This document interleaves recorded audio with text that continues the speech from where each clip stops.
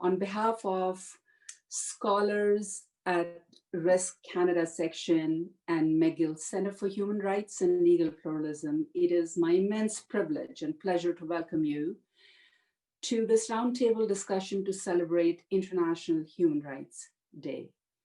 Each year, SAR Canada marks this day with bringing attention to pressing human rights concerns, particularly with a focus on the role and responsibility of institutions of higher learning in advancing the human rights agenda. Concerns for academic freedom, both from individual as well as institutional autonomy perspectives, are central to these conversations. The Universal Declaration of Human Rights in its preamble refers to equal and inalienable rights of all members of the human family as the foundation for freedom, justice, and peace in the world. 72 years after the adoption of UDHR, the COVID-19 pandemic has reminded us of two indisputable truths. First, our membership in this vast human family and deep interconnectedness. And second, the vast gap between our aspirations as reflected in the UDHR and the de facto realities of the world we live in. The pandemic has also increased existing injustices and has brought on new forms of injustices. The United Nations 2020 theme for the Human Rights Day is Build Back Better, Stand Up for Human Rights.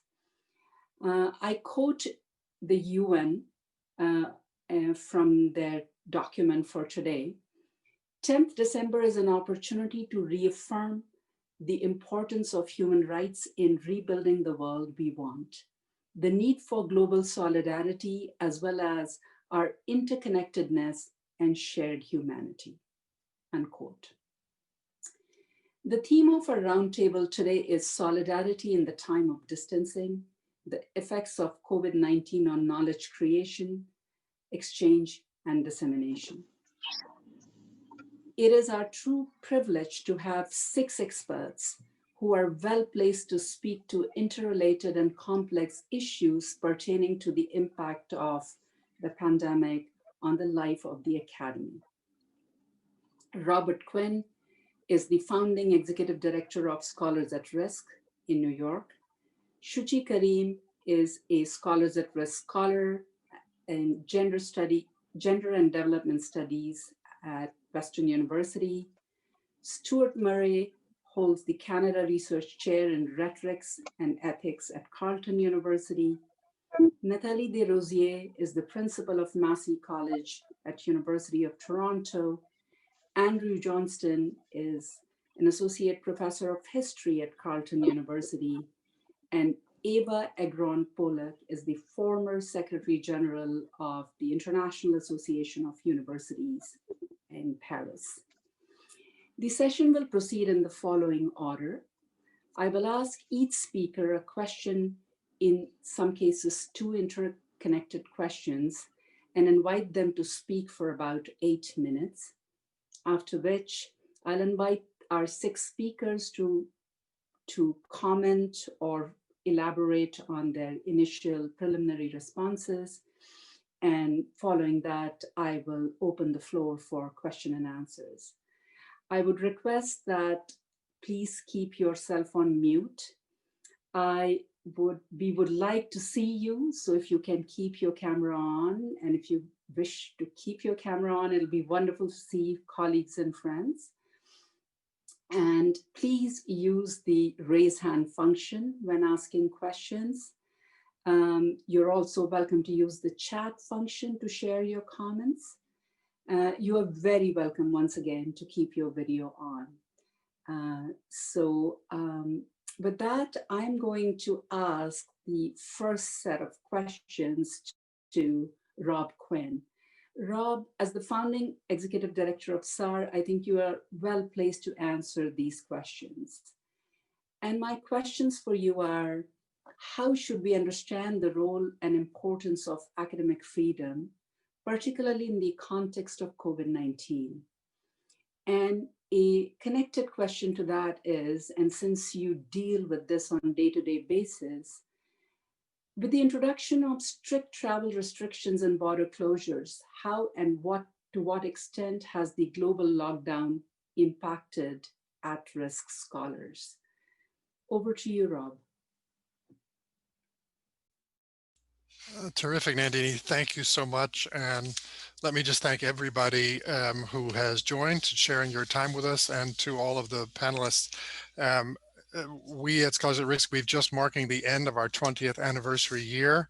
And as I look on the screen and the number of faces I see, people who have been involved for a very long time and really helped us get going as partners or early members, who helped grow activities in their region, especially across Canada, who got students involved, who personally participated in events and so forth. So I share with you the thanks that we've been receiving and the congratulations we've been receiving, because as I say, our network only really exists because people want it to exist. It only works because people are helping to make it work. So I begin by passing on that thanks. And then how do we understand the importance of academic freedom, particularly in the COVID context? Well, first, let me just set up my understanding of what academic freedom is, right? So we know we're talking about the same thing, right? So simply, it's the freedom to carry out research, teaching, and related discourse, or another way to say it, it's the pursuit of truth without regard to ideology or identity or authority, but bounded only by the standards of professional and social responsibility, right? It's enjoyed by students and by faculty, so faculty and students. It is a right recognized by the international human rights regime, grounded in free expression and the right to education and the right to benefit of scientific progress. And therefore, corollary, states have existing legal obligations to protect and promote academic freedom. It includes intramural expression, so expression within the academic sector, but it also includes extramural expression of academics speaking outside to wider audiences, to society. Now, so based on that understanding of academic freedom, I think there's two dimensions that we need to talk about when we talk about its role and importance, and especially in the context of COVID. The first is that academic freedom is first and foremost a guarantor of quality. It's about quality, right? In the context of COVID, we see the role that researchers essentially play in identifying and combating the virus itself, right?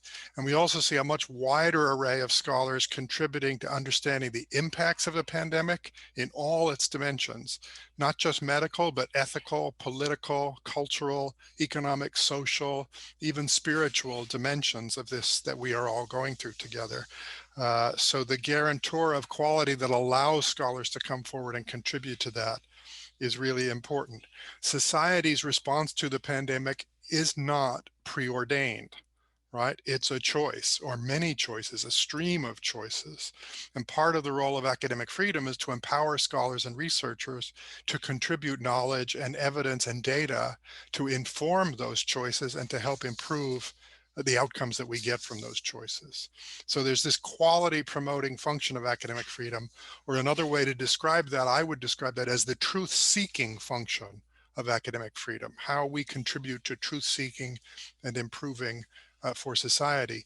Connected to this truth-seeking function, there's a quality, and the quality function is a deeper and broader dimension that stems from the fact that academic freedom is not limited to the classroom or the laboratory, but includes dialogue with society about issues within scholars' expertise. So in other words, there's not only a truth-seeking function, but there's a truth-telling function within academic freedom. And that's important because generally scholars are targeted for engaging in that truth-telling function. And that truth-telling function is an essential safeguard for democratic society, for rule of law, for respect for human rights, which we have to recognize on today, in Human Rights Day. So that's particularly important, right? We also need to know that the attacks on the truth-telling function inevitably impair the truth-seeking function. So that is, when scholars are targeted for their engagement with society, that inevitably hurts all of the academic pursuits and chills of the academic pursuit. So now, we see both of these levels under attack in this time of COVID, right? So we see suspension of in-person activities and the switch to online, not so much creating new threats, but creating new versions of old threats, of surveillance, of intimidation, of isolation, and of discrimination, whether intentional or merely resource discrimination and equities that come from that, because many communities can't easily get online. We see concerns about things like Zoom bombing, targeting marginalized communities and silencing them, as well as state surveillance, trying intentionally to target and intimidate. We see attempts to limit information about the virus and its origins, and that's going to impair responses not only to this pandemic, but to the future pandemics or attempts to prevent future endemics. We see attacks on researchers who are critical of government responses to the crisis. In our recently released Free to Think 2020 report, which is available on our website, we have incidents of this from China, from Venezuela, from Egypt, from Bangladesh, from Uganda, from the US, from Turkey, right? So we see the backlash against scholars trying to do that truth seeking and truth telling for the purpose of informing society about how we deal with the crisis that we're in and the future. And then also we see, not surprisingly, opportunistic abuses of the crisis through emergency powers and otherwise to target scholars, not so much specifically for their work around the virus, but because they are truth tellers, as their other attacks are on other truth tellers, such as journalists and artists and students and human rights defenders. And again, we have examples of these in our recent Free to Think report. So we're seeing an increase of these types of attacks. In terms of the impacts on our work, the crisis has obviously required us to shift a lot of the work where scholars aren't able to cross borders as easily. So that has been a challenge. We have really seen wonderful support from within the network of trying to assist scholars who are outside of their home country previous to the virus and unable, of course, to return. So transitioning fellowships or extending fellowships. We've also seen a wonderful opportunity to explore and grow remote support for scholars.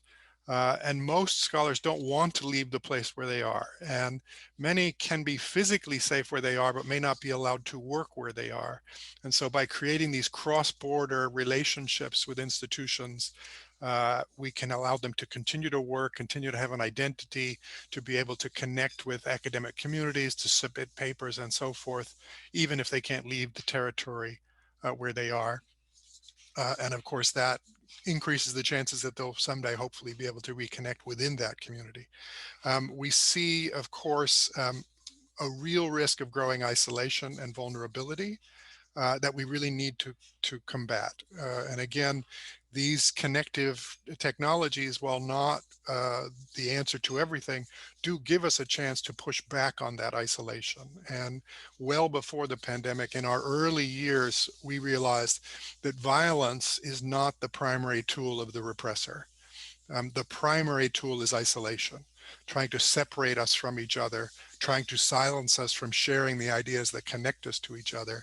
And of course, COVID is a chance to do more isolation, and we need to be pushing back on that. And that includes figuring out how to be smart about these online engagements so that there are adequate security protocols in place for people who want to participate, but may feel vulnerable doing so, may be nervous about being recorded, being taken out of context, and so forth. The travel issues in COVID, and I'm going to wrap up here, but the travel issues, I think frankly, the larger travel issues are not particularly COVID related. Some of them pre-exist COVID. I mean, all states have played games with who they allow in or not because of whether where they come from or the ideas that they will spread. Of course, there is the US Muslim ban. There are tensions now between the US and China, and they're playing games on who can or cannot travel. There are similar tensions between China and Europe and China and other places. So those travel restrictions are serious and we need to pay attention to those. But I actually think the COVID related dimensions of those are likely to evaporate, hopefully within the year or so. But the deeper ones, which are actually targeted at content of ideas and people, they will remain, and we should be working on those. I think the challenge for all of us is to figure out how to build connection in this environment, and also particularly to look at equity as we do so, to make sure that we're not leaving behind communities that were already harder for them to connect with the global discourse.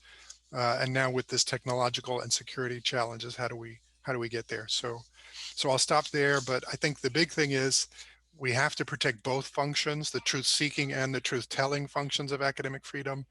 And while the challenges of COVID are of course very, very real, and there are increased threats because of it, there are also some really interesting opportunities for us to double down on our partnership and our connectivity, so that we can keep building and moving forward. So, thank you. Thank you so much, Rob, for certainly framing it as truth-seeking and truth-telling functions. And I think this framing will be very helpful as we move forward with this conversation. Shuchi, I have the same two questions for you as I had for Rob. I would reread them just to refresh. Is the role of, from your perspective, how do you understand the role and importance of academic freedom, particularly in the current context of lockdowns under the pandemic conditions, and the role of the strict travel bans and border restrictions, and how it is impacting persecuted scholars who are at risk? And I look forward to your perspectives on these two questions. Thank you. I think to take the first question about academic freedom and how the pandemic and its strangeness has impacted people who pursue truth and their efforts to go beyond what is otherwise safe play of academic research and stuff. I think one is that if I look at it from two different a group of people's perspective, one is a group of people who are in their own countries kind of at risk, has not been able to make the transition to a safe location. This is particularly a very difficult time because if you come from a low resource country like say Bangladesh or Myanmar or somewhere else, academics don't have a lot of resources, or especially if they are activist academics. So in a situation like this where your jobs are at risk, where your resources are limited, and the risk is much higher because you have all these parties that want to restrict you, to limit your work, this is particularly a very, very difficult time. It is also a very gendered experience because if I go back to my experience and how the scholar and activists back in 2016 during the crisis that I personally faced that time, the women faced more adverse I think obstacles, because there is this gender restrictions on women's mobility, and you have to have enough network and support system to break through all these barriers, to make a justifiable move and explain it to your friends and families, your close relatives, where you're going, why you're going. There has to be a good story to cover you up. And when you cannot do all of that and then pandemic happens, you are literally stuck. And these increase a lot of risk for scholars. And during pandemic also, there has been records of much higher percentage of violence at home and outside. So I think the scholars who are at present kind of stuck in their respective countries and under threats, it is a very challenging time because you don't know where you can go. You don't have mobility as such, so you don't even have access to your networks. So these are very I think one of the most pressing, I think, issues for our scholars who are located in their own countries and are at risk. The second would be the scholars who have made these transitions to in intermediate locations where they are placed at this moment. And if you're a new scholar of SAR and in a new country, this is going to be very challenging, because I remember the first year you are so traumatized and you are so burdened by, say, fear, that you don't function very well in the first year, and you have to also pursue your work and try to make sense of everything. And then again, something like COVID happens where you don't know whether you can stay in that country, your visas will be processed, whether you can access certain support. These are not really academic work that is, at the center, but I think the scholar's own well-being, mental health, that actually enables a scholar to pursue what he or she or they want to pursue in the end, makes a lot of difference to that. And I never had thought that, just being at peace with yourself and have certain kind of mental health, guaranteed, would impact so much on my own work. And I underestimated it in my first, I think, year or so. And I can well imagine what kind of stress these restrictions on people's life. And a scholar who is literally, if I can put it very blatantly, when you're a scholars at risk fellow and you are in a different country, sometimes you don't know the language, you don't understand the system, you are placed with an institution that you're trying to understand, which has all the good intentions, but it takes time to know and understand your place. And these can be you can feel insecure in it, and it impacts your own work.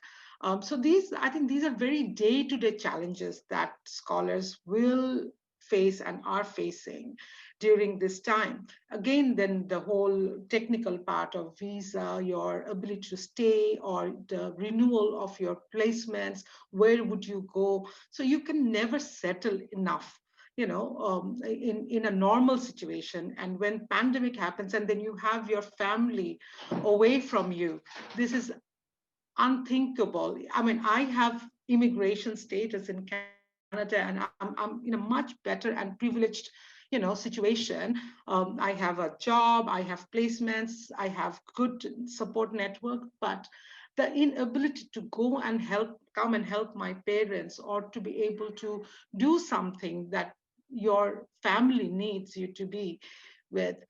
These are, I think they impact so much on the quality of work.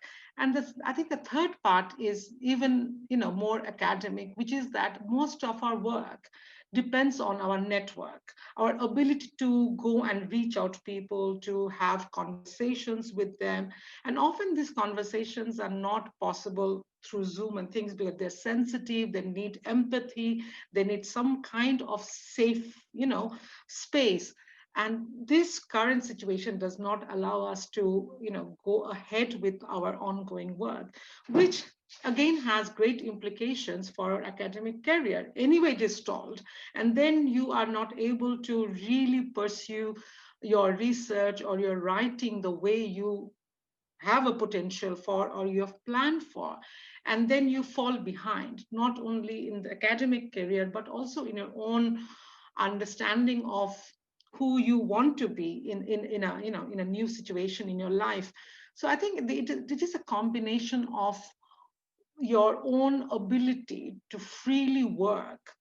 The new places give us the safety, but the new situations of pandemic limits our own potential and own ability to do things that otherwise would have been possible. And I think it's very challenging for women in specific. I last year I met quite a few OSAR fellow women in different universities, and if you can see that in regular life situation, they have left children back home, loved ones, and it is a very tormenting kind of a experience, and you cannot really concentrate on the quality of work that you have pursued all your life. And the pandemic and the uncertainty of everything drives you crazy. And it is great to feel that you want to go ahead with high quality research, high quality journal articles, peer review, all these matter, and then have meaningful contribution to the cause that you have dedicated your life to, and also got into this soup because of that. This all get condensed into a high pressure situation that I think, as an individual scholar in a new country, new situation, without much network or your own surrounding, it's very challenging. And I would assume that it has a lot of implication on the mental health and well-being, overall well-being of scholars. And I think often we do not pay enough attention to especially a new scholar at risk fellow's mental health and care. So I think this places us kind of in a situation where we can also have time, we can pause and reassess how we can facilitate new SAR fellows. And when they are placed in different institutions and universities, whether we can offer not only a salary and workplace and little opportunities, but also how to make them feel a little more comfortable in a situation that most of us actually can only imagine but have not experienced. And the inability to physically go and see people you love or do things that you have a passion for can be very, very challenging. And I think I felt the pressure this year most after 2016. Um, and taken into consideration that I am a much, much more privileged SAR fellow, given any situation at any given Thank year. you. So Thank you, Shuchi. Thank you for those really thoughtful remarks. There are many hosts of scholars at risk among us. There are many scholars among us. And I think your remarks that scholar is a human and it's the holistic well-being of the scholar is a very important element for us to think about. It will help us, I think, guide the way we work. So thank you very much for those very thoughtful remarks. I now turn to Stuart.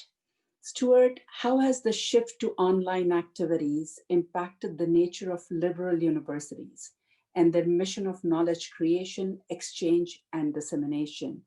And perhaps you would take into account Rob's framing of truth-seeking and truth-telling or truth-sharing aspects.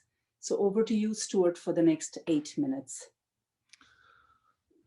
Thank you. Well, first, I'd like to thank the organizers for this very kind invitation. It's such an honor to be here and to speak.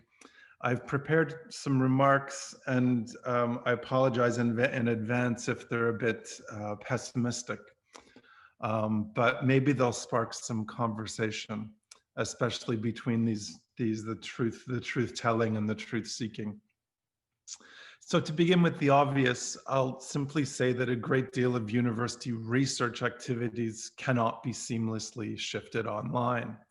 Across the disciplines, there are labs that remain closed and other in-person gatherings also premised on collaboration and community exchange, such as conferences, have been postponed or canceled. Libraries and archives are restricted or closed, and this has adversely affected our ability to access primary research materials. There's virtually no travel, and in-person research interviews are now online where possible, which will have a direct and lasting impact on scholarship that relies on trust and building trust and rapport with research subjects. So the digital interface does not and cannot replace the face-to-face.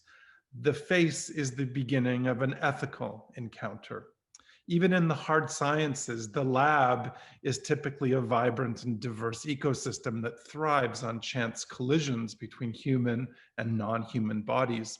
So my sense is that this shift to online research has for many been devastating, a loss that is minimized, in fact, and we hear this often, by the foolish misconception that research is little more than the exchange of data content easily uploaded, processed, or transferred. And for these very reasons, our teaching has also suffered. It's difficult to digitally replicate the conditions of community and shared purpose. And professors have become virtual assistants and client service providers dialed up on demand. But your question asks specifically about the liberal university. And I'd like to say just a bit about the history of this word, its foundations in political liberalism, and the rhetoric of human rights, whose substance has remained largely unchanged since the Declaration of the Rights of Man and of the Citizen in 1789. My view is that the liberal individual, someone who's supposedly autonomous, rational, and free, is a sovereign fantasy. This fantasy is necessary for law as much as it is for the global value chains of transnational capital. And if there is any such thing as a liberal university, its freedom is its greatest ruse. Its so-called free speech is policed, in fact, and increasingly punished, and the university panders to profits and politics. When we peel back their grandiose mission statements, we can see that our universities are neoliberal institutions, increasingly vassals to the interests of corporate boards of directors and governments hell-bent on commercializable outcomes, public-private partnerships, and so on, with funding models tied increasingly to myopic key performance indicators, job skills training, and the like. And still, remarkably, right-wing pundits imagine universities as hotbeds of radical Marxism and indoctrination. But no, read any university strategic plan. They are demoralizing documents that shamelessly, but still proudly parrot neoliberal buzzwords and ensconce a kind of anal punitive managerialism. Even before the pandemic, government e-learning and integration initiatives were well underway. So I fear that the pandemic shift to online platforms ultimately will serve precisely this vision. And it is not difficult to see how the shift to what my students snarkily call Zoom University will serve and continue to serve established powers and, thanks to the pandemic, snuff out the conditions for radical critique, solidarity, and an ethics of the face-to-face. What our former speaker, what you talked about as empathy. Zoom University brings together only monads, each isolated behind a screen, each autonomous, each presumably rational, each freely negotiating a kind of social contract and coming into relation. These are the tenets of liberalism driven to their logical and yet dystopian conclusion. Unsurprisingly, early data show that students and faculty alike are experiencing unprecedented levels of stress, distress, and suicidal ideation. Online, it's as if we were not, each of us, already relational beings, already interconnected and dependent by virtue of a shared mortality that our pandemic should have made obvious, and by virtue of our plagued planet, which is also shared, however, inequitably. We, each of us, are already connected to others unknown to us through the value chains of global capital, international debt markets, and through a quite frankly sacrificial economy in which the lives of some will flourish at the expense of others who will suffer ultimately dispossession and sometimes death. Others who we might say are without human rights. We prefer to forget this life and death exchange, and this is so much easier to do. It's so much easier to repudiate reality when we are safely ensconced behind our screens. Online, it's easy to shore up this fantasy of a possessive individualism, and a kind of individual sovereignty at the expense of solidarity, community, and ethical responsibility. So to conclude, if this was all inevitable, if this is part of the ongoing crisis of political liberalism, so jealously guarded at home and so zealously exported abroad, we might seize this moment of profound failure as the occasion for more radical reform from within, a radical decolonization. A return to an old model of liberalism is doomed, and we mustn't be nostalgic for it. I know the legal rights, the legal scholars will be shaking their heads at that, but that's my claim. Liberal humanism was and is poisonous in its own right, and along with it, its models of geopolitical governance, its capitulation to global capital, and its particular brand of human rights. Indeed, the liberal university cloaks itself in a larger moral project of justice and enlightenment that often takes the form of human rights claims. The history of liberal human rights and humanitarianism is imbued with a warm, fuzzy sentimentalism that belies its rapacity, its violence, systemic racism, and human carnage. The sovereign, quote unquote, universal of universal human rights has always been particularizing and dehumanizing for some. Doesn't the very notion of human rights imply an irreconcilable clash between negative and positive rights, a freedom from as opposed to a freedom to? We see this played out in pandemic protests over masks and lockdowns, where someone's right to protest impinges on someone else's freedom to be free from undue risk and bodily harm. These are harrowing beginnings, rather inauspicious questions, I know, but it's precisely here that we must dwell and here that we must continue to work despite our institutional constraints and ideologies. Our shared interconnectedness remains and is crucial. It is the basis for any radical solidarity across difference. The face-to-face permits an exploration of difficult or sensitive topics that mirror our body's vulnerability to others and our presence before them. So ours is not the simple business of extracting data content from a research subject or delivering canned Zoom content to student clients. From anthropology to zoology, ours is the work of relationship and responsibility. Thank you. Thank you so much, Stuart.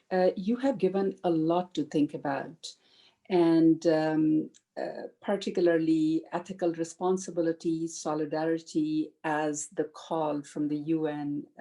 And yes, we have to be critical about that universalism model, but to build back better. And you have raised some really pertinent points, and I hope we'll have time for our colleagues to engage with you. Thank you so much. I turn to Nathalie Desrosiers. Those of us who know you, Nathalie, we've known you to fight for equality in so many different ways, as a lawyer, as a legal scholar, as a university administrator. And to you, I turn with the question of, how do we identify and address the inequalities in inequities in the academy within and across societies, and they have been exacerbated under the pandemic situation within and across. And I think Shuchi's point of being gendered, using the gender lens to look at some of this has resonated with me. So I turn to you with this question, Natalie, and you have 8 minutes or just under. Yes, under. Thank you. So first of all, thank you very much for the invitation. I want to acknowledge that I am at Massey College on Indigenous land, the land of the Huron-Wendat, the Seneca, and the Mississaugas of the Credit, and acknowledge my responsibility toward reconciliation. In this context, I'm going to do 2 main points. The first one will be to reflect a little bit within a larger human rights framework. And I take the point that Stuart mentioned about the fallacy or the abstract nature of the human rights framework, but I want to start there about what are the challenges to human rights work today, and how the human rights work that is so necessary is being affected by COVID. And my second point will be about what do we do, and what must we do, and must we do well and quickly. So number one, any attempt to understand human rights work in times of emergency must look back to history to recognize that there always are big impact on human rights work in times of emergency. Number one, there's a obvious reflex to authority and to authoritarianism. Governments are empowered to do more, and people expect them to do more. And there's a general weakening of the accountability forums. The media only speaks about COVID. Parliaments are slow to reenact. Courts are overburdened. They have to adapt to a new environment. They're far less efficient than they were. And all of us who are in the human rights work are struggling with mental health issues, with having good security systems for our internet, with reinventing ourselves in this particular context. So the first aspect of this is that the work requires to be done more effectively, but we are in a position where we have less ability to do so. So there's a real stress on the traditional accountability frameworks to do effectively. Even if they were not always effective, it's even harder to do in a context where there would be more pressure for authoritarianism. The second one I think that I want to mention is that within universities, we do see that there is a danger of the internalization of obstacle, internalizations of discrimination, internalizations from the marginalized communities of their inability to work, inability to speak, inability to be who they should be, that Sushi mentioned. So the stress is being felt, and one of the danger is that it becomes internalized and paralyzes, and therefore is much harder to unroot in the long run. So having said that, then what can we do and what should we do? So I'm going to speak about 3 little things. It seems to me we have, as university administrators, as scholars, and as people who are in a way privileged to be in university environment, extreme duties to be present now. And that, I think, means that we have to be self-reflective, recognize the failures of universities to provide a welcoming place for new ideas. I think Stuart mentioned that quite a bit, but also the way in which I think the structures of universities must be responsive to the challenges of equality in a proactive way. And so they must be reflective of their own failures. They must, but secondly, I think they have the duty to be proactive. I think it will not be good enough to just continue the same old way. It will not be good enough not to create new programs in a very deliberate way. And I think that will be essential. And I'll talk a little bit about some examples that we've trying here. And thirdly, I think it will be a demand for creativity. So so we will have to therefore be reflective, proactive, and creative. And we must do so with a certain sense of urgency of the academic world. Let me talk a little bit about the way in which I think, as Stuart mentioned, democracies or liberalism is fed with a reliance on abstract principles. And in a way, the gap between the abstract principles and the reality is what has been challenged and what continues to be challenged here. So, you know, liberal democracies believe in academic freedom, they believe in the presumption of innocence, but if a Black man gets shot 7 times in the back, there's no presumption of innocence that's possible. There's no trial that will take place. So the gap between the abstract principles and the reality is blowing up in our face and threatens the fact that why should we continue to believe in these abstract principles if after all this time they're not translated in real work. So in my own work, I try to say that liberté, égalité, fraternité, you know, freedom, equality, and solidarity are not a multiple choice question. You know, we need all three.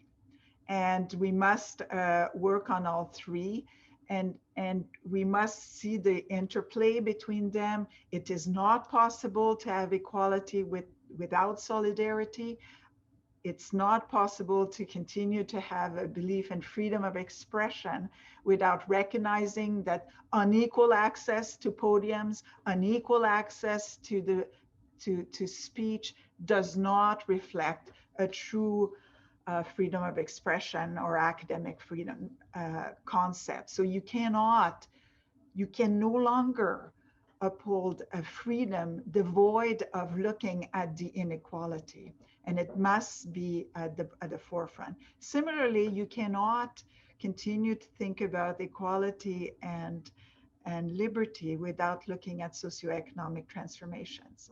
It's so within institutions, what does it mean? So it must mean, I think, in the university to reflect deeply on the way in which they provide support for all students.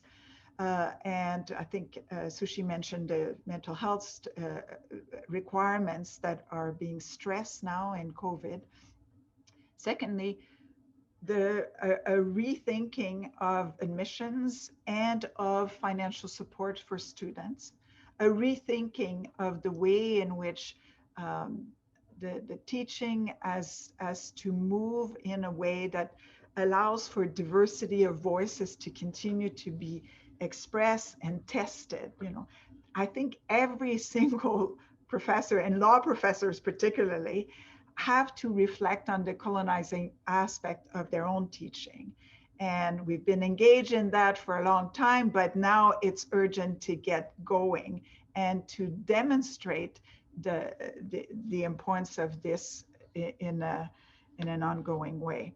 So I think those are my main points. Was times of stress brings bad things, but they can also bring the opportunity for people of goodwill to actually take this challenge and move it forward. That's the message, build back better.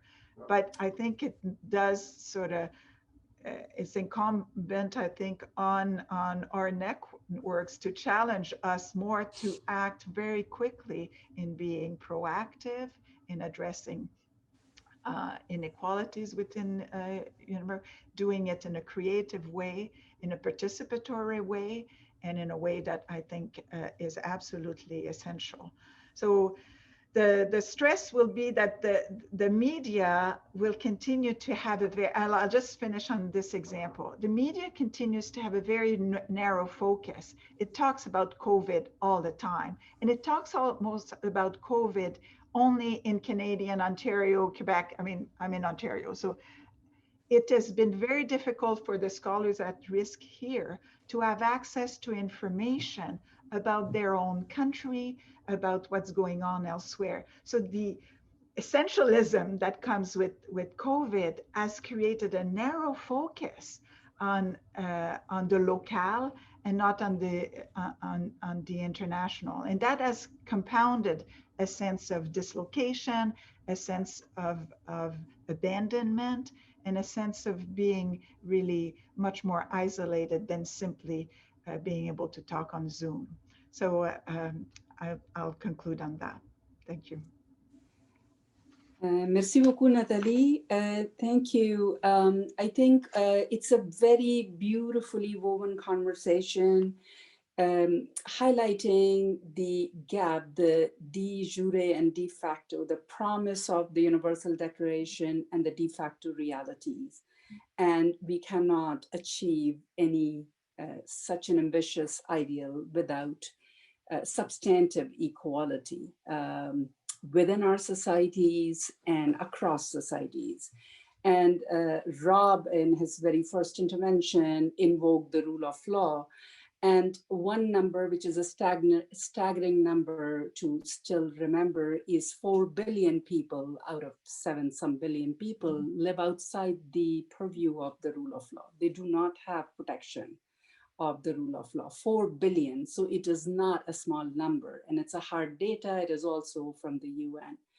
So there is a long road ahead, but short time with us this afternoon. So I turn to Andrew.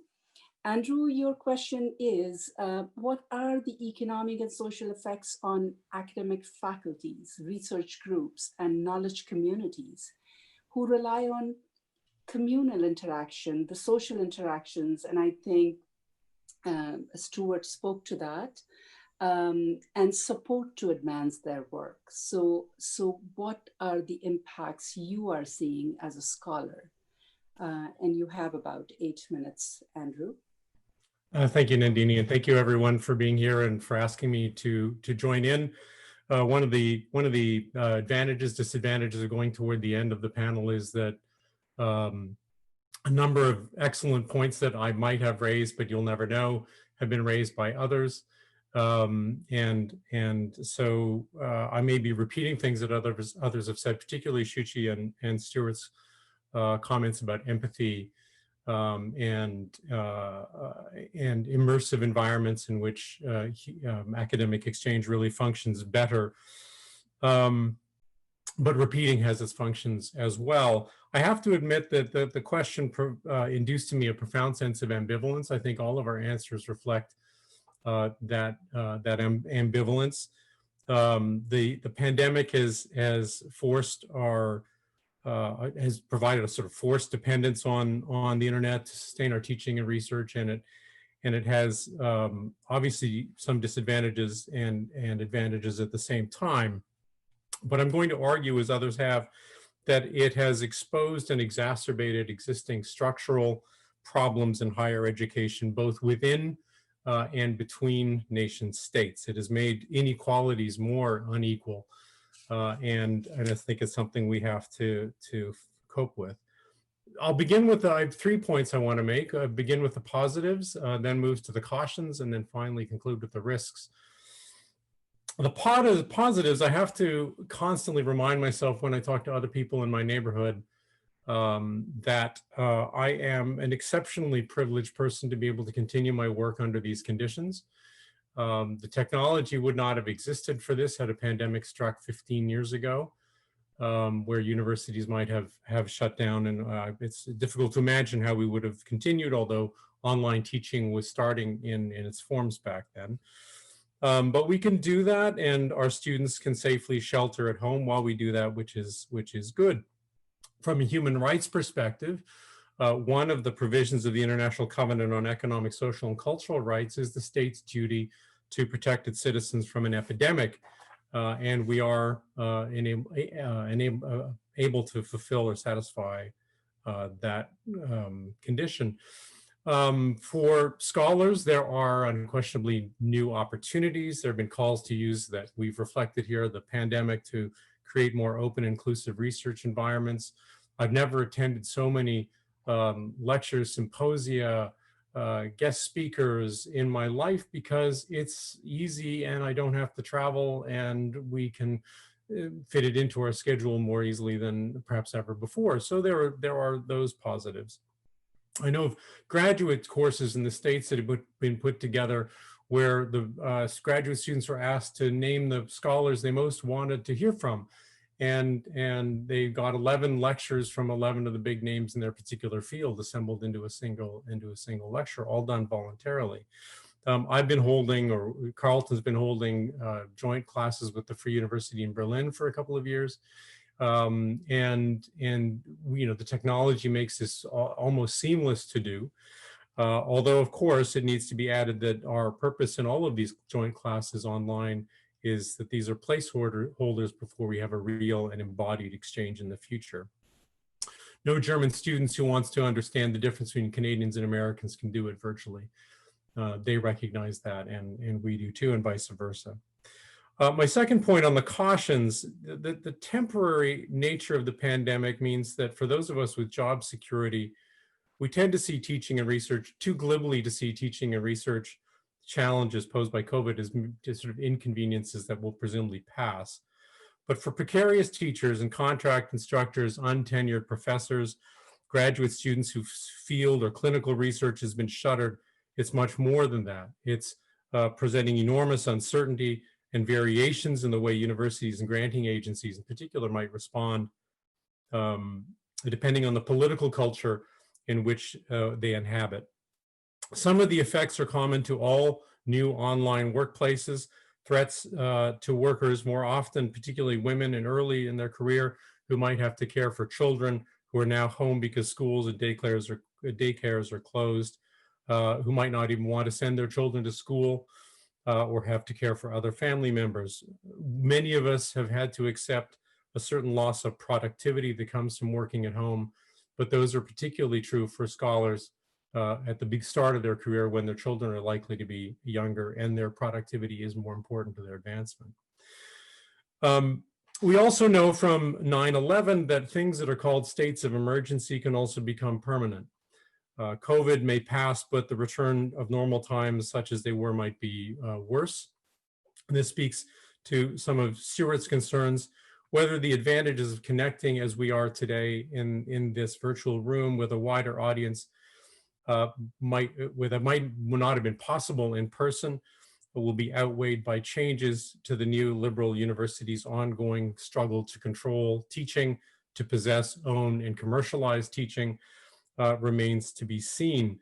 Online and American discussion groups in particular, if you talk to university teachers about their greatest concerns coming out of COVID or during the COVID period, they most often revolve around things like that their universities are going to use this as a cover for accelerating changes that have been going on for the last couple of decades. So these are concerns. And we know, as the other research ones, internet connections to communities are no substitute for the immersive experiences of being there to understand the community, make personal connections, feel the relationship between its environment and its citizens or members of society. Virtual research will continue, but it often has a decidedly secondhand quality to it. The last point I want to talk then about is risk. And I speak here not as an expert on academic rights in general, but as a representative of SAR Carleton, where we've been trying to develop a global scholarship program that will allow scholars around the world to have simply online access, a few of them, to Carleton's research resources and its intellectual and university communities from a distance. This was an idea that was being developed before the pandemic struck, so it's not dependent upon that, and it probably won't get up and running until after the pandemic is more or less under control. But it was proposed, it was based on a model developed by Roger Williams University in Rhode Island.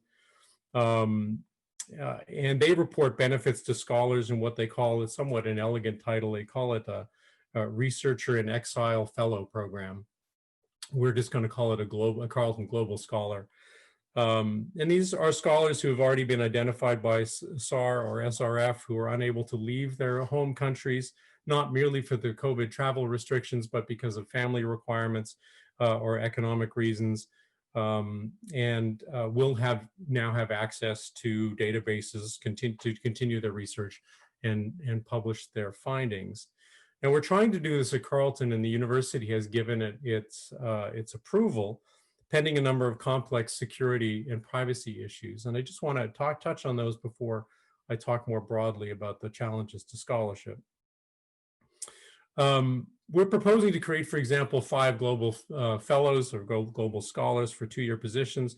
They'd have, as I said, remote access to our databases and our libraries. They would have a Carleton email. They'd have an institutional affiliation if they wanted, if it helps them in advancing their standing in research communities. They would also have a unit home in Carleton that would provide a kind of another kind of professional layer of contact that they might have, to which they're affiliated, and it's a relatively low-cost way of doing these sorts of things. That said, and it would apply also to people who may not necessarily be in political danger because of their research, but might be in institutions whose research conditions have been harmed by civil conflict or by economic dislocation. We know that such positions present risks to these scholars, and we have to take that into consideration.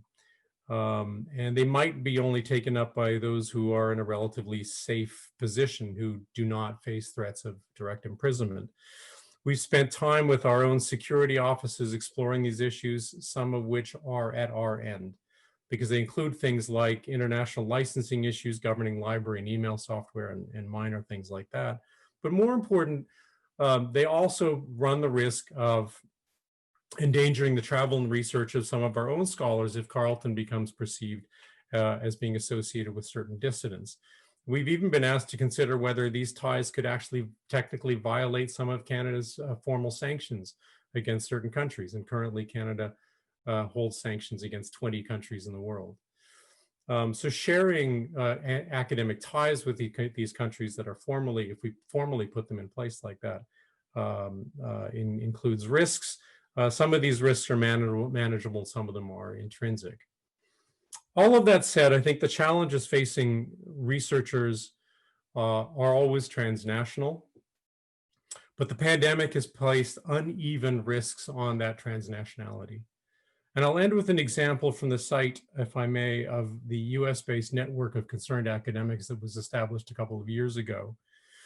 And many of their concerns deal with the neoliberal tendencies of universities and problems of free speech and harassment from outside, political harassment in the United States. There was an online discussion, though, about the COVID lockdown early on and back in March. And it was suggestive of the fears that academics continue to raise. One of them, though, was from an anonymous Turkish scholar who wrote about how the government moved to online broadcasting of classes. Students had the option of staying in class or going home and watching the recorded version of the lecture. And one day he was a political scientist, I guess, and he was researching on what were called competitive authoritarian regimes. That is the name given to states that have a semblance of parliamentary democracy, but in fact are authoritarian in one-party systems in reality. And a student asked him to give an example, and he paused for a second. He said, well, Russia for one. And then he paused again because he knew the next obvious answer was going to be Turkey. And he looked around the room. He looked at his TA, one of his TAs, and his TA was urging him to, as he said, go for it. And he said, well, Turkey obviously is another one. And his hesitation when he remembered that his lecture was being broadcast and therefore being recorded, and therefore no longer in his possession, was deeply unsettled and settling to him, and sent him into a sort of shame spiral where he felt like he'd failed to set a better example for his students, for his fellow researchers, for those Turkish scholars who were a bigger fish, as he put it, who were already in prison. Since then, he said, it's been the usual mixture of brackets, illusory freedom and restraint in classes. And I'll quote from him because I think it's a particularly eloquent thing and speaks to some of the issues that others have raised. Reflecting on academic freedom in an authoritarian regime invites the image of an intellectual speaking truth to power. Thinking about the question during the pandemic, I've come to think that this image is one-sided. In order for someone to speak truth to power, the truth needs to be discovered. That brings to mind a much duller picture, a community of inquirers doing meticulous research on significant issues in their stuffy offices. The obsession with academic productivity, and we're talking about the benchmarks that our own university uses to mark our productivity, even during a pandemic, makes me worry that the problem of academic freedom is not limited to authoritarian societies. Academic freedom is a freedom enjoyed by academics for the sake of others. That depends on not just freedom from censorship and retaliation, but also freedom from various constraints to explore, to take one's time, to consider the questions that are worth asking, and to seek answers.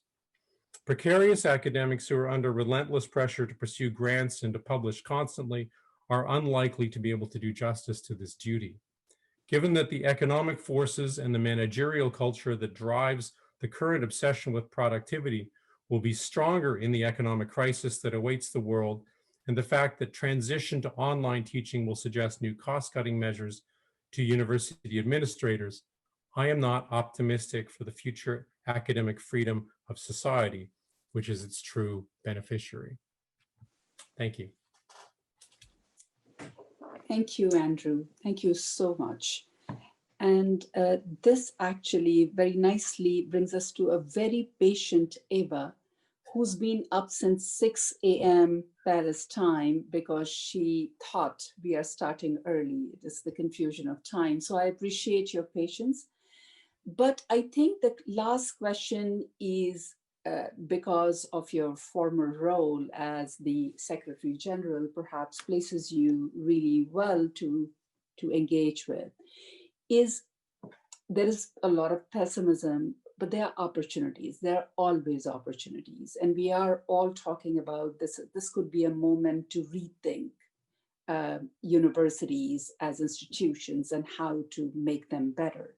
So my question to you is, what opportunities you think exist in the current moment that could lead to improved interactions, systems, and processes in our universities? Because I think the last 3 speakers have emphasized the neoliberal structure, the managerial university, and many, many elements. So over to you, Eva, for the next 8 minutes. And thanks again for your patience.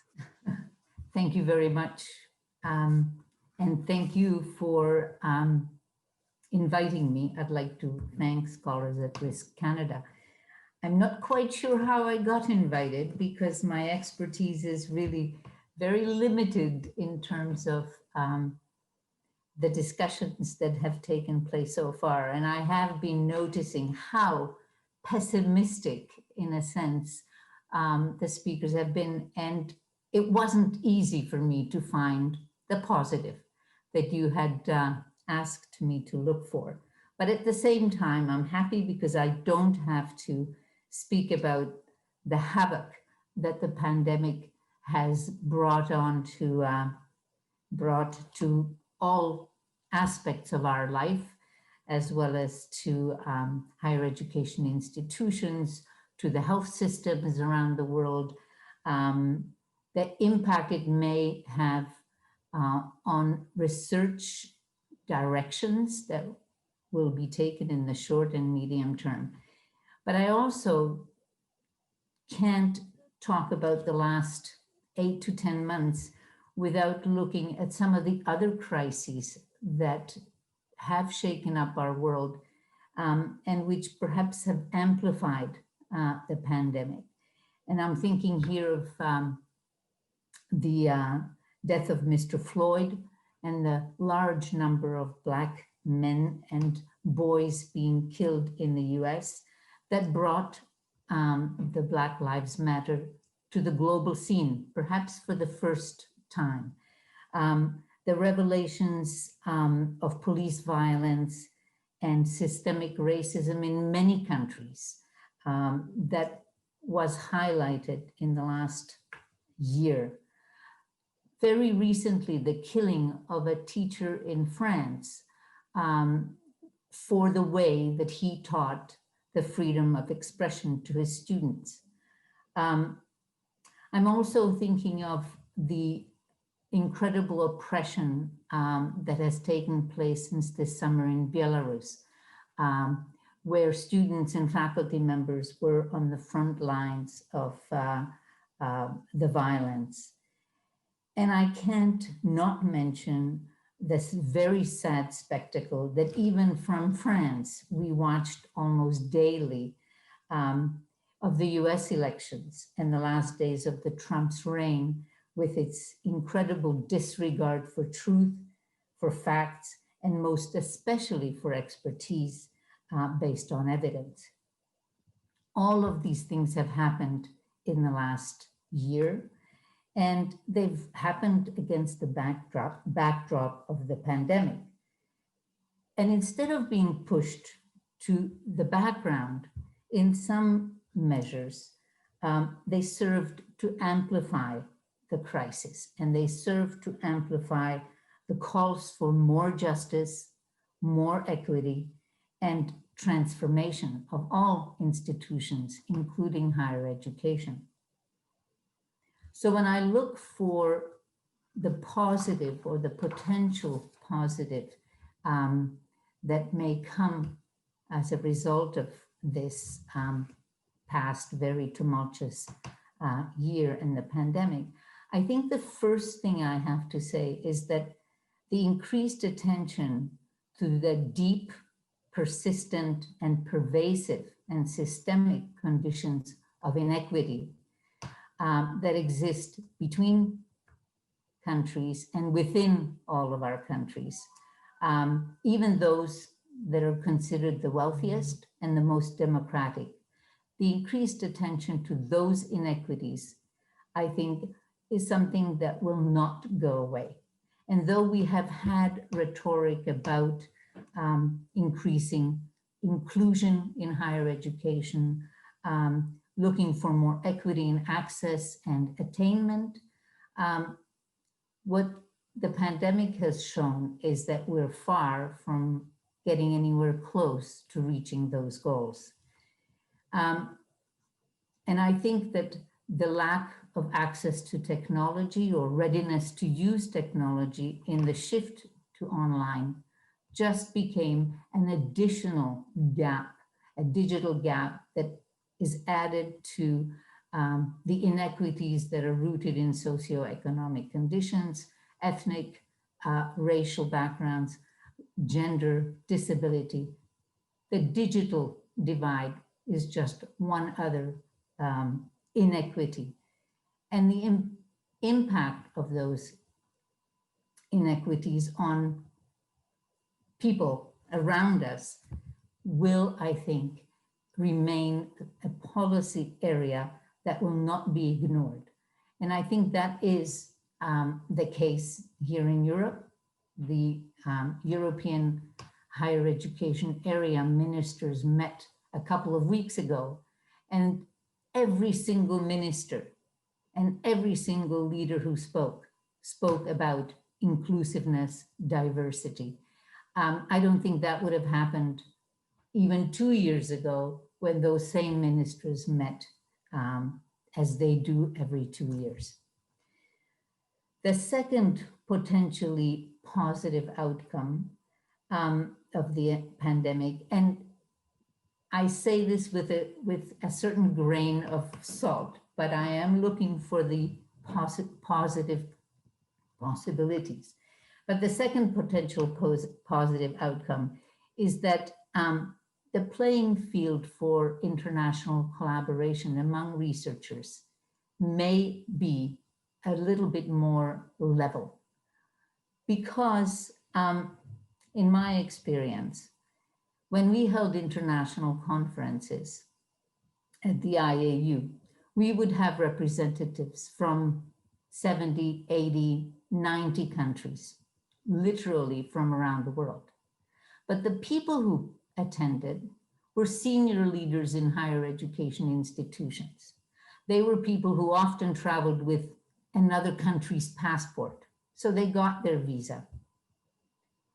Today, when I take part in a seminar or a webinar or a conference, the people who register from those same countries are graduate students, academics, scholars, staff members from the university who would never have been able to attend a meeting, who would never have gotten a visa because of the country they were from, especially if those meetings were held in North America or in Europe. So that kind of openness, with the caveat of the security issues, the access to the internet issues, that kind of openness may be a positive outcome if we maintain the openness that I think is being used at the moment by everyone who can. Because of the International Association of Universities' commitment to internationalization, I'm also aware of the extent to which that process has been really driven by economic motives, recruiting international students from around the world, and focusing on mass mobility of students for economic reasons. I think the pandemic is perhaps going to result in a long needed rethink and rebalancing of that kind of internationalization, with a far more focus on how do we internationalize the curriculum, how do we ensure that the international experience that we think is so valuable and so necessary, and I agree with Andrew, you don't get to know the difference between US and Canada unless you experience life in either one of those places. But at the same time, this kind of internationalization is not sustainable ecologically, it is not fair, it's very elitist, and it doesn't touch on some of the most important aspects of international education, and that is the curriculum. So I think the pandemic may push a rethink of how we conduct internationalization and how we look at our at that process in a more sustainable and in a more fair fashion. And the last point, which is perhaps the most aspirational of the positive outcomes, is has to do with the appreciation for and trust in science and scientific research that may result from this past 8-10 months and the months to come. I don't think scientists have ever had as much attention as they have had in most countries over the last period. And I think we see that in some countries, researchers, scientists have been part and parcel of committees to advise policymakers from the very beginning. In other countries, they've been disregarded, denigrated, and unfortunately, in some cases, the scientific method itself was being used to, which is based on discussion, dissent, critical analysis. But that method has been used in some cases to denigrate science and expertise in favor of expediency. But I think there is an opportunity at the moment for researchers and for scientists to retain the center stage that they've had and to really demonstrate the way that this expertise evidence can serve society and can serve sound policy making. But we need to make certain that we educate both society and the policymakers, that we live in different cultures, that the time frame is different, and that simply because there's dissent doesn't mean there isn't collaboration. I think that's not always understood, and I think that has become clear through the pandemic. I also think that seizing this particular opportunity is a matter of some urgency, given the fact that the pandemic has also sparked what the WHO has called an infodemic, namely an avalanche of misinformation, disinformation about COVID and how to respond to it. I was looking at the statement that the WHO and UNESCO jointly published, calling to combat this infodemic. But unfortunately, the statement calls for media, policymakers, decision makers, civil society. It does not mention higher education as a way to combat this kind of mis or disinformation. So yes, there are lessons to be learned, and I think that I really appreciated all of the expressions of real concern and real risks that our speakers have shared.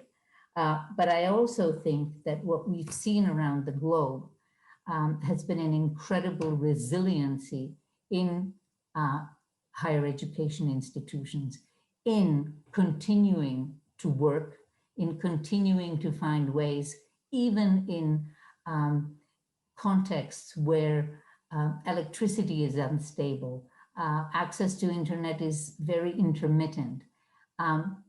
Every university has made some effort to continue working. And so I think that that resiliency is the most important aspect of optimism that I will retain and that I've been asked to focus on as we look into the future. So thank you. Thank you. Thank you so much, Eva, for bringing to this beautiful conclusion to this wonderfully rich hour and a few minutes. And I invite now our audience members, those who are listening, who haven't had an opportunity to say, either you make your own comments or observation, or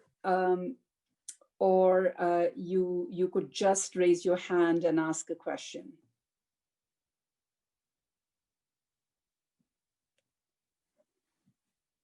Melanie has a question. Melanie Adrian. I don't know how to raise my hand with the technology. I just know how to do it physically. All right. That's okay. Thank you for seeing me. I see you. I see you. Thank you. Thank you.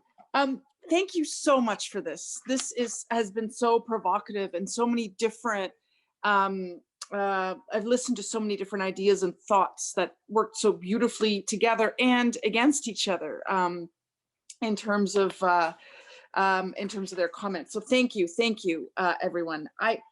Rob, I wanted to engage you in a question, and that is first of all, the distinction between truth seeking and truth telling. And I really like that because it engages both the research and the speaking about the research, right? The production, the publication of research. And I think that's so important together. But I guess what I want to just challenge you on is the idea of truth and the using the word truth. I'm wondering if that belies the continuum and diversity, I would say, of the results of research and research that might, I would say, contradict and possibly highlight tensions within fields. And I'm wondering how you might respond to that. Yeah, I mean, obviously it's shorthand, right? And even the separation of the seeking and the telling is false, right? Because even in the seeking, what are universities but communities of generations of people who have communicated the seeking together? So there's telling within the seeking itself, right? So I accept that. And of course, I accept that, what is truth, or I suppose is no final truth, right? It's the process. That is the academic process. It's the social process as well, right? It's the political process. But at the end of the day, there are, I guess, from the practical perspective, there are assertions behind the attacks on scholars and on universities, right? There are assertions to claim or deny the legitimacy of the exercise, right? And fundamentally, I think the biggest one is an assertion that it's okay to ask certain questions in a certain space or with a certain community. So inside the campus or the community, states will more tolerate that. Not all, and not all questions, but they will more tolerate that. But when one wants to cross that line and bring it out of that community, that's when we see the real power struggle, right? Or as I often say, why are scholars attacked? Is because they stand at the intersection of power and ideas, right? I don't think they pursue the ideas for power, but the ideas themselves can challenge power, right? So I accept that truth is shorthand, and I accept all the logic behind your question, that in every field, whatever is truth is questioned. But when we apply it to the real world life situations of students, scholars, communities, and so forth, there are some assertions of fact and legitimacy that matter in real life. And I guess that's all I'm articulating there. Thank you, Rob. I think Mustafa has raised his hand. Mustafa? Yes. Thank Hello. you. You hear me? Yes. Good.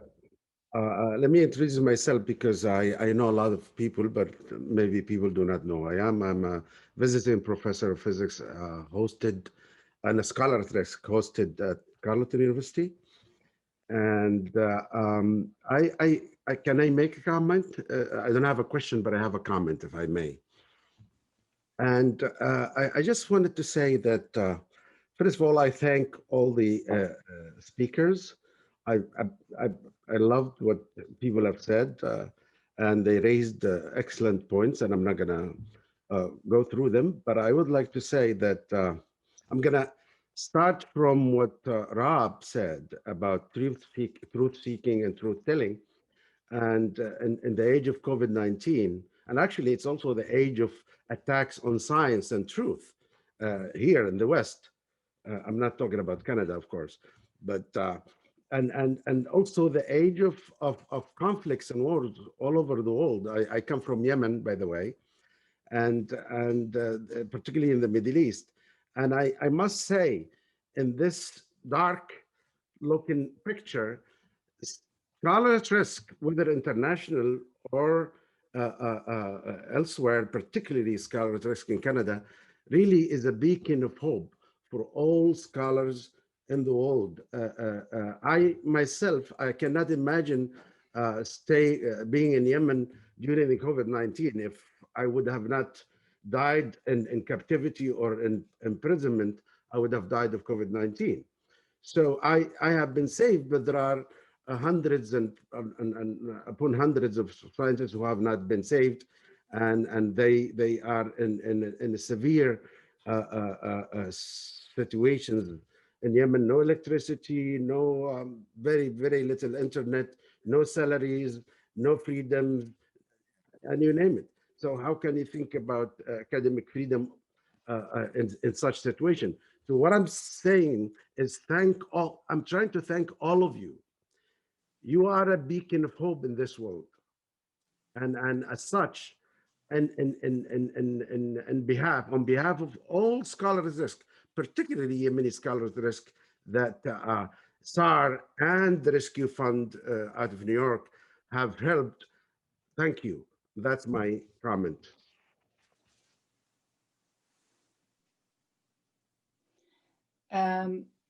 Okay, I think some people are having trouble raising their hand, but Viviana Fernandez has a question, so she can ask, and then I see another question. Hi, everybody. Lovely to hear all the comments, and really congratulations to Nandini for organizing this on behalf of SAR Canada. So my question is a little bit a follow-up to Eva and Rob's comments, and it's who's going to explain the scientific method to civil society and the media, and how can we be more effective in communicating that dissent or differences of opinions, different theories, different solutions are not discrediting the whole enterprise, and so that it doesn't feed the distrust that has been growing for a while now, well before COVID-19. So I think it's a global problem, and we need some organization or some groups of organizations, or I don't see that problem being able to be tackled at the individual level or at a university level. It really is a mismatch of understanding how the scientific method is in itself a way to preserve and to build together. And only then we can try to achieve that truth, right? But without feeding dissent. Thank you.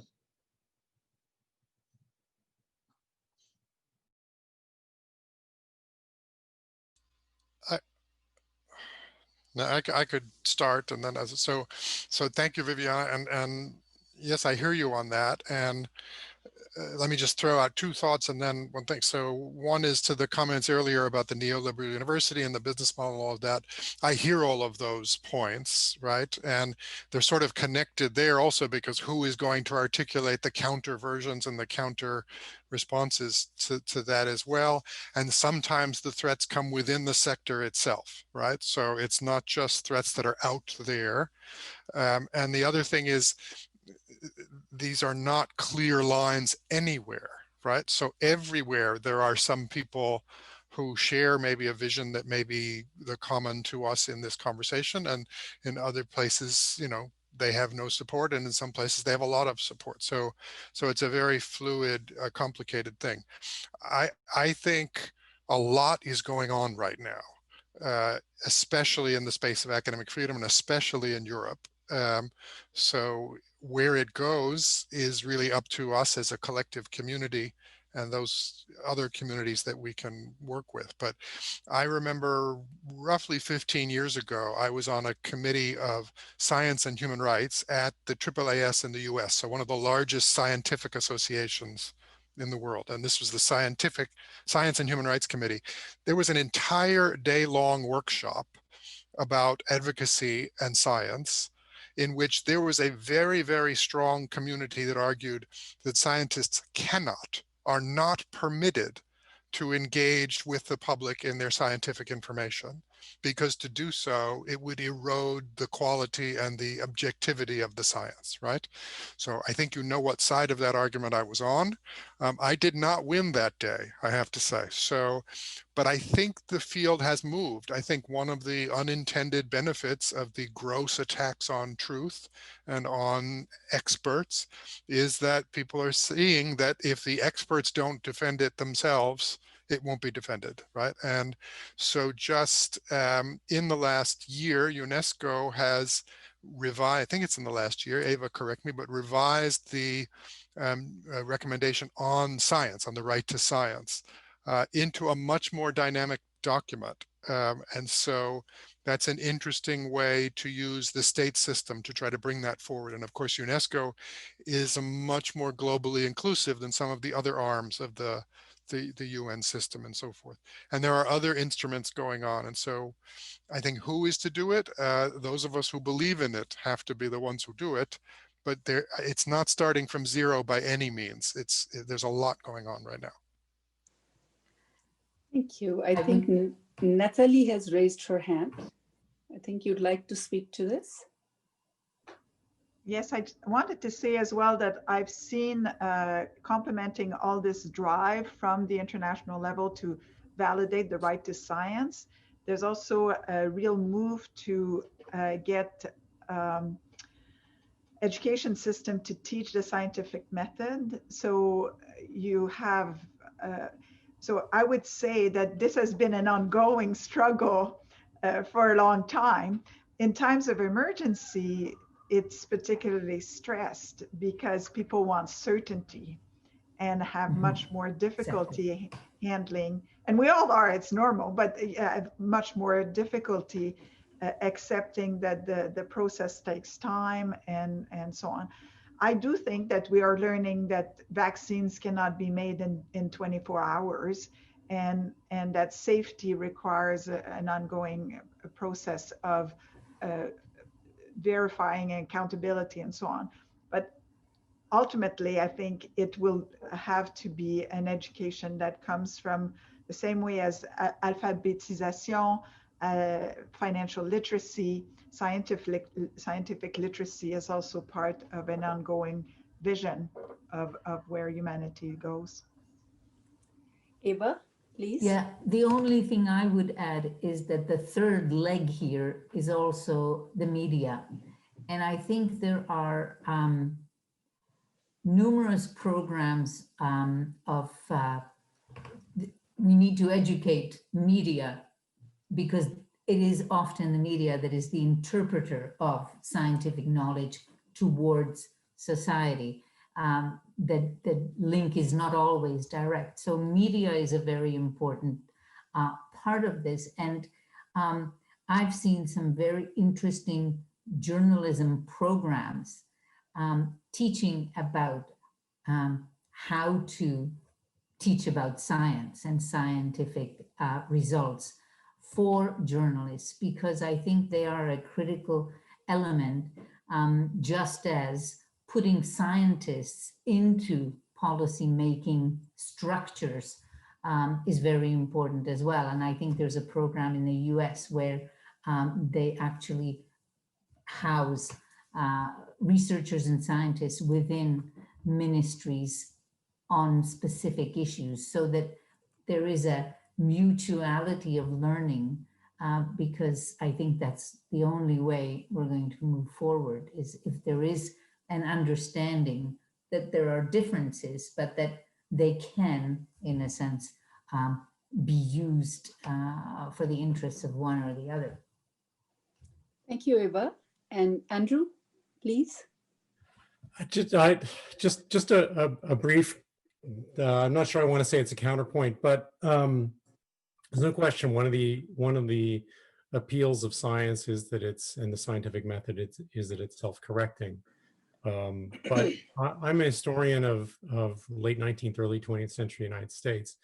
And that was a period in which the United States is an interesting cultural relationship in its history towards intellectuals, towards science, towards academic authority.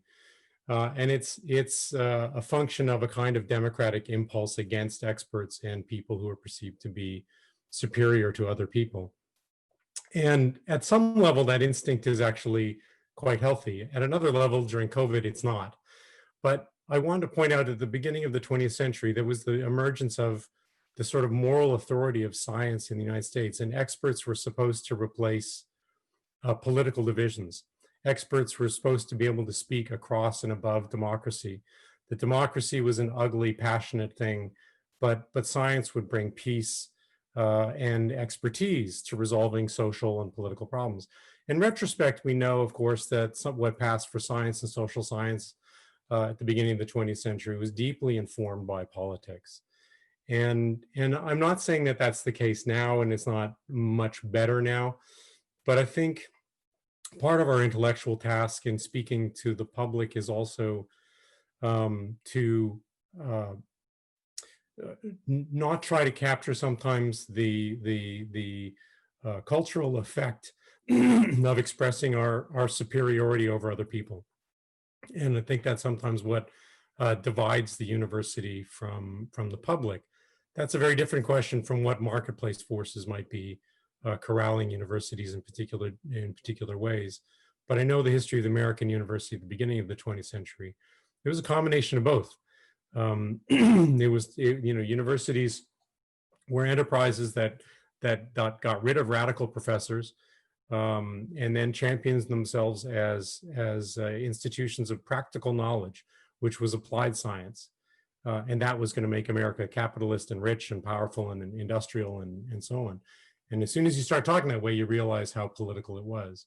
So I'm just a little bit less comfortable with the bifurcation of science and non-science, and think we have to speak with some sympathy to the way people receive knowledge in the world. Thank you very much for that. Rob, I think I can see your hand. Yeah. So just to pick up on that, Andrew, because I hear you and I know that history, and you're absolutely right, it's quite spotty. But to me, when I hear that as an argument for the university, grounded not just in academic freedom as an elitist privilege that gets them to do whatever they want, but that is also shaped by the other values of equitable access and social responsibility, to add that self-correcting dimension to this machine that is not supposed to be profit-driven, although I accept the business model critique earlier. So, I mean, I hear you on that, but I think our answer has to be to double down on the full values package, not taking it selectively.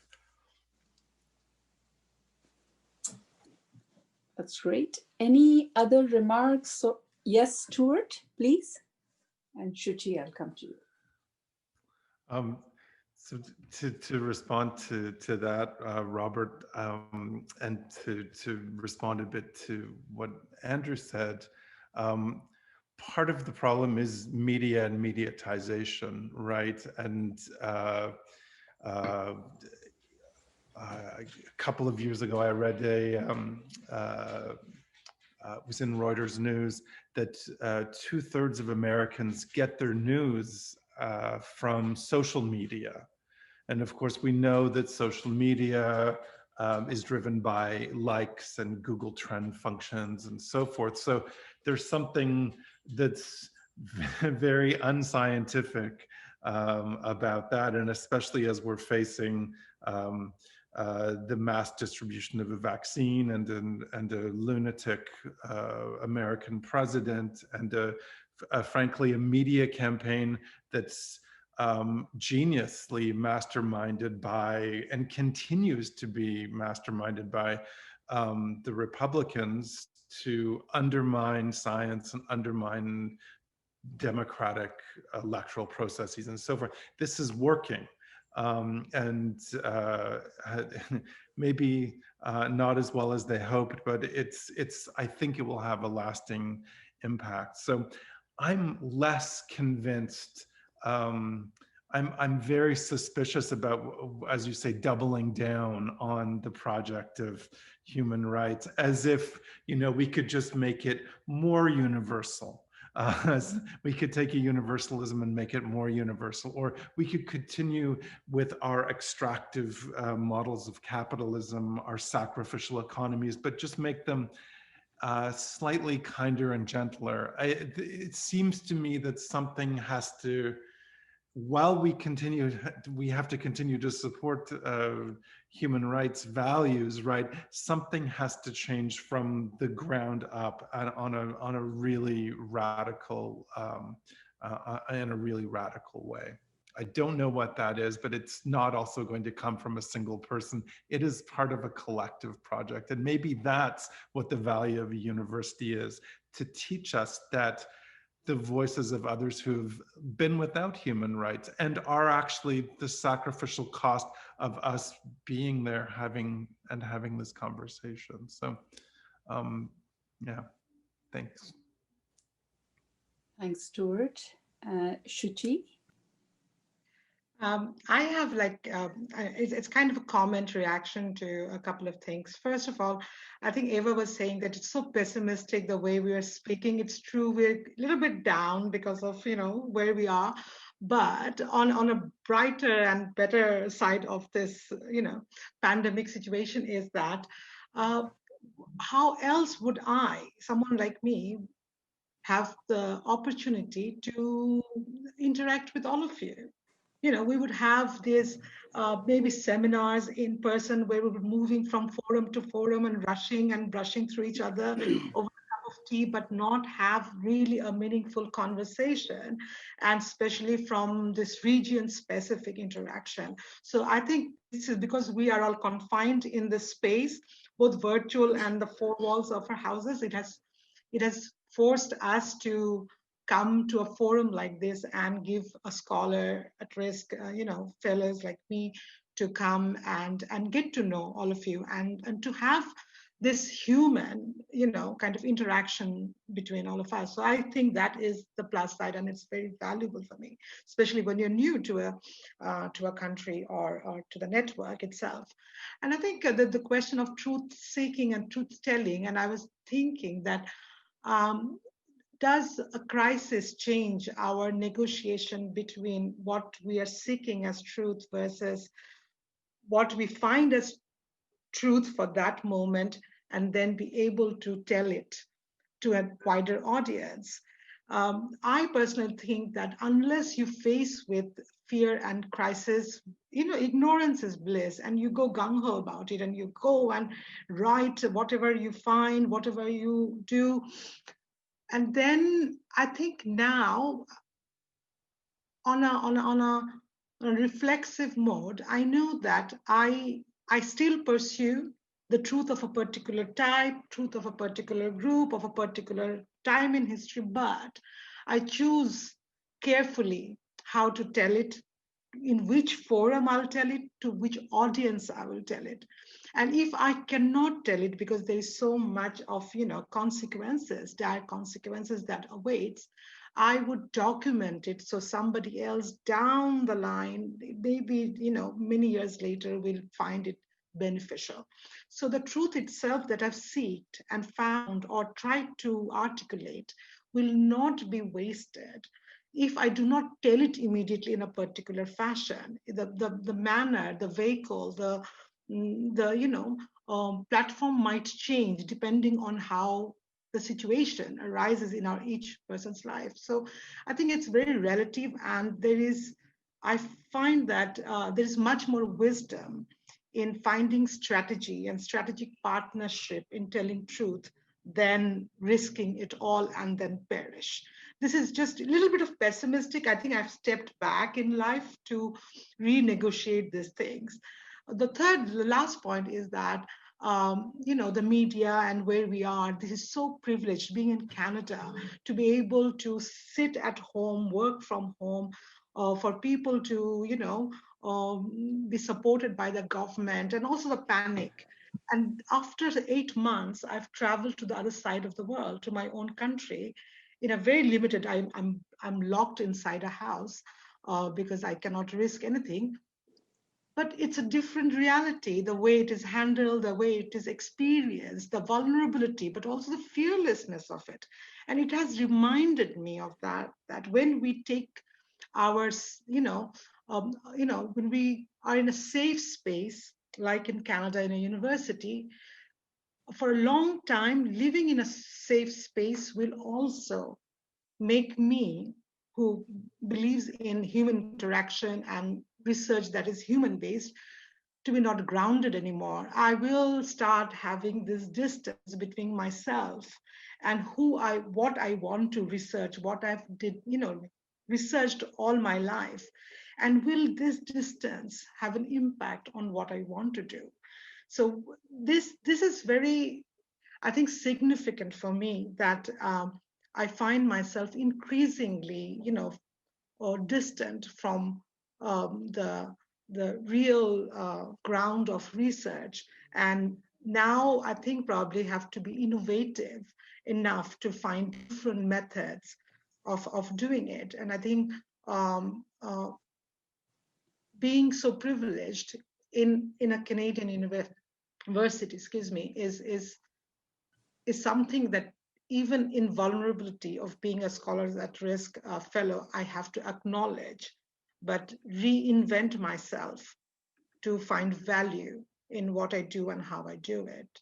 And a new fellow cannot pursue meaningful research work, academic work, even if there is freedom, if they're not part of the new networks, new research groups, because you can be isolated and do the same thing and lose track of things if the host and the new networks, say in Canada, do not invite people like us to be part of their ongoing. Otherwise, we'll be irrelevant in a very short time. So, Thank you. random thoughts. Thank you. So I'll take this opportunity to wrap up the session. We are at 1:45, and I don't want to impose upon the guests to continue to stay on. Some need to have dinner, others need to have lunch, and so on. So please linger on if you can, but I'd like to say a huge thank you to all of you for taking the time to come and speak at this Human Rights Day forum. It's our privilege at SAR Canada to have you with us this morning and afternoon. And we have the recording, which we are very, very happy to share with all of you, if you would like it for your own institutional websites and so on. And thank you. And a big round of applause from all of us here. And thanks very, very much. Thank you very much. Bye. Very good to meet all of you, those for the first time. Bye. Thanks, everybody. Thank Bye, you. Rob. Bye, Lovely Nathan. to Bye, take part. Thank you. Bye. And thanks to you, Nandini, for doing such a good job in moderating this panel. Thank you. Thank you. Thank you. Bye. Bye. Bye, everybody.